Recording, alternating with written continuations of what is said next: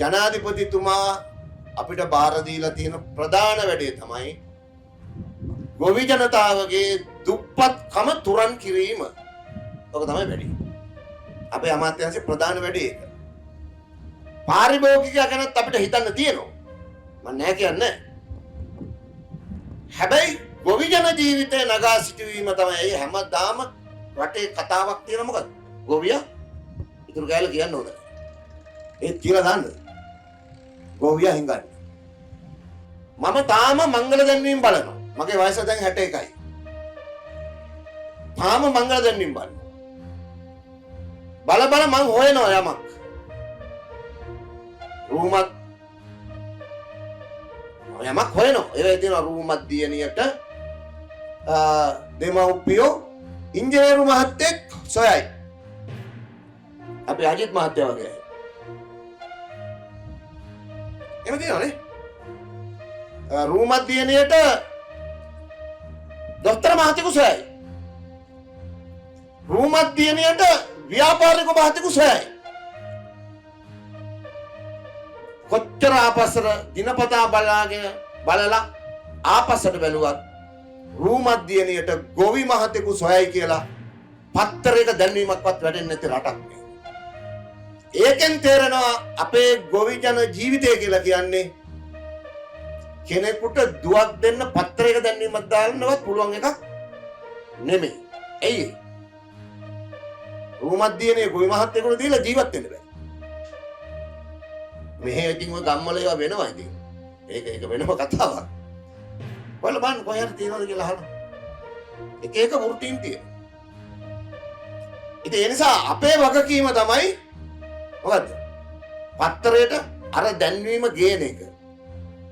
රූමත් දිනේට ගොවි මහත්තයෙකු දෙමව්පියෝ සොයයි කියන දැන්වීම පත්තරේ වැටෙන තැනට මේ ගොවි ජන ජීවිතය ශක්තිමත්ව නගා සිටවන එක තමයි අපේ වගකීම. ඒක තමයි අපේ වගකීම. ලෝකෙ දියුණුවයි කියන රටවල් වල ගොවියෙක් කියලා කිව්වම මාර වටිනාකමක් තියෙනවා. දියුණු රටවල් වල.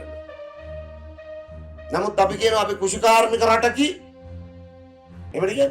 දුකන් කුෂිකාර්මික රටක්. ගොවි ජන ජීවිතේ මුළුමනින්ම කඩාගෙන වැටලා තියෙනවා. ඉතින් ගොවි ජන ජීවිතේ නගා සිටවන එකත් එක්කම බැඳිලා තියෙන්නේ අපේ වාරි මාර්ගය. වාරි මාර්ගය නැතුව ගොවි ජන ජීවිතය නගා සිටවන්න බෑ. ඒක අපි ඉතිහාසයෙන් නම් දන්න දෙයක්. ඒ නිසා අපි ව්‍යාපෘතියක් පටන් ගත්තා. අපි එළියට දාපු පළවෙනි නම අපේ අමාත්‍යාංශයෙන්. වාරි මාර්ගය පදනම් කරගෙන වාරි මහිම අපේ උරුමය. අපේ රටට උරුම වෙලා තියෙන මොකද? වාරි කර්මාන්තය. අපේ මුළු ශිෂ්ටාචාරෙම ගොඩනැගිලා තියෙන්නේ වාරි කර්මාන්තයත් එක්ක. ඒක අපේ උරුමයක්. අපේ උරුමය කියන නම ඒ කෑල්ල දැම්මේ අපේ ජනාධිපතිතුමා. වාරි මහිම කියන කෑල්ල දැම්මේ මම. එක එක්කෙනාට කිව්වා නමක් හොයලා දීපල්ලා කියලා. එකෙක්වත් හරියට නමක් දුන්නේ නැහැ. ඉතින් ඒවත් එක්ක තමයි අපිට කාලගුණේ බලපෑම් තියෙනවා, වනසතුන්ගේ බලපෑම් තියෙනවා නේ. ඒකත් ලොකු ප්‍රශ්නයක්. අපි පිඟානට දාගෙන කනකොට ප්‍රශ්න තියෙනවා. තාම බෑනේ අපේ රටේ මිනිසුන්ට කන්න ඕන ටික විතරක් බෙදාගන්න. තාම බෑ. වනසත්තු හානි කරනවට වඩා අවසාන තැනදී අපේ රටේ ජනතාව හානි කරනවා ආහාර වලට. පිඟාන ඉතුරු වෙනවා. කා ගන්න බැරුව. කන්න ඕන ගාන බෙදා ගන්න දන්නේ නැහැ තාම. ඔක හොඳටම බලන්න පුළුවන් මගුල් ගෙවල් වල. ඒ රුපියල් 5000 6000 දෙන්න වෙනවනේ. ඒතර කල්පනා කරනවා 5000 දෙනවා නම් 7000කවත් කන්න ඕනේ කියලා. ඉතින් 7000 විතර බෙදා ගන්න ඕන. ජාතික ධනය. ළමයිට උගන්වන්න ඕන, ගෙදරට උගන්වන්න, වැඩිහිටියන් උගන්වන්න. ඉස්සර වැඩිහිටියෝ එහෙම කරනවා කෝට් අතේ තියන් හරි. අපි දැකලා තියෙනවා. හරි? කන්න පුළුවන් ගාන විතරක් බෙදාගෙන. ඔය මගේ කාර්ය මණ්ඩලය යනවා මගේ රියදුරු මල්ලි.